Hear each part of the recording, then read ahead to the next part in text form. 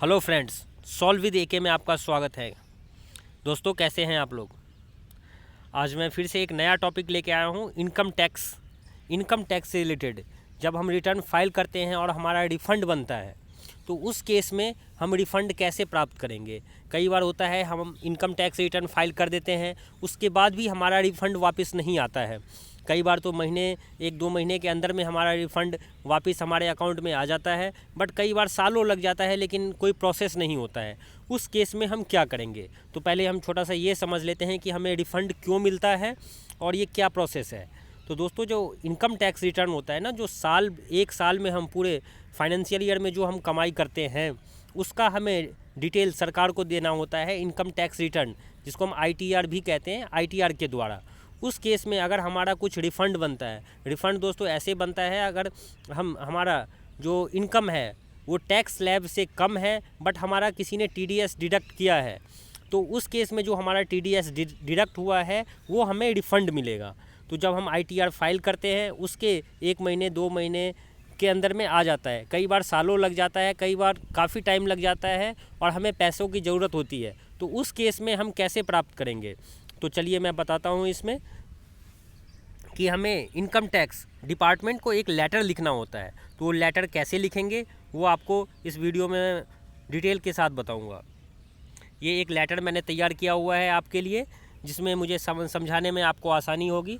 ये ऊपर में लिखेंगे न्यू दिल्ली, अगर आपका जहाँ का भी हो तो आज का डेट, जो डेट होगा जिस डेट में आप लेटर लिख रहे हैं, the income tax officer ward 33-2। ये वार्ड जो होता है वो आपके एरिया के हिसाब से होगा। ये आपको इनकम टैक्स पे के साइड से आपको मिल जाएगा। जब आप पैन नंबर डाल के अपना वार्ड सर्च करेंगे वहाँ पे दिख जाएगा। जो आपका वार्ड होगा वो यहाँ पे मेंशन करना है। साथ में ये न्यू दिल्ली में ऑफिस है इसका, मुखर्जी, अपना न्यू दिल्ली स्टेशन के पास मुखर्जी बिल्डिंग है, वो इनकम टैक्स हमारा डिपार्टमेंट है, वहीं पे लेटर जाता है। नीचे आते हैं, डियर सर। हम पहले इसमें सब्जेक्ट लिखेंगे कि हमारा क्या है। जो आपका नाम होगा वो साथ में यहाँ पे नाम मेंशन करेंगे। जैसे यहाँ पे Paramjit Kaur, assessment year 18-19, non receipt of refund of RS amount के साथ जो भी अमाउंट बनेगा आपका रिफ़ंड का, साथ में पैन नंबर यहाँ पे मेंशन करेंगे। तो आपका जिस भी ईयर का होगा वो ईयर मेंशन करना है, असेसमेंट ईयर मेंशन करना है, पैन नंबर मेंशन करना है, और जो जिसका भी रिफ़ंड आना है वो नेम मेंशन करना है। फिर आगे चलते हैं। The income tax return for the above side SSC will file wide acknowledgement number.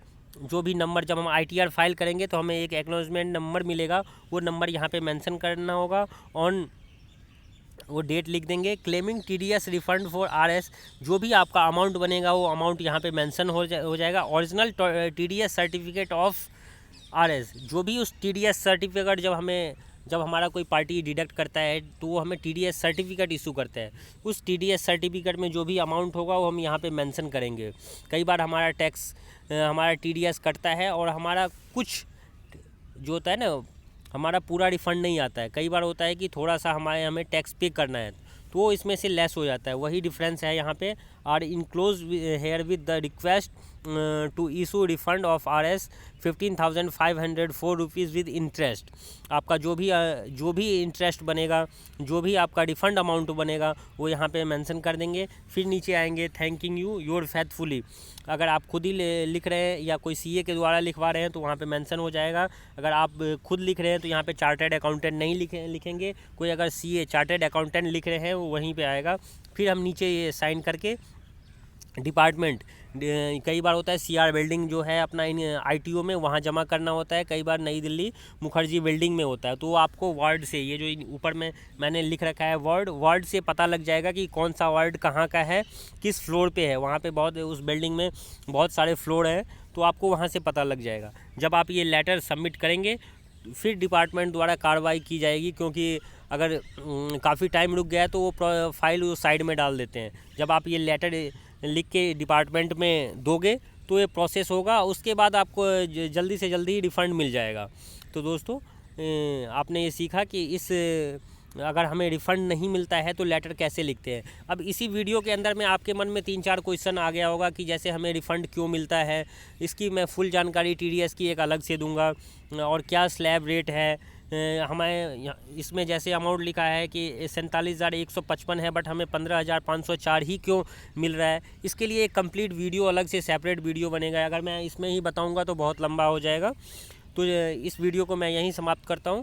अगर आपको वीडियो पसंद लगी हो तो लाइक एंड सब्सक्राइब ज़रूर करें। Thank you, bye bye, take care.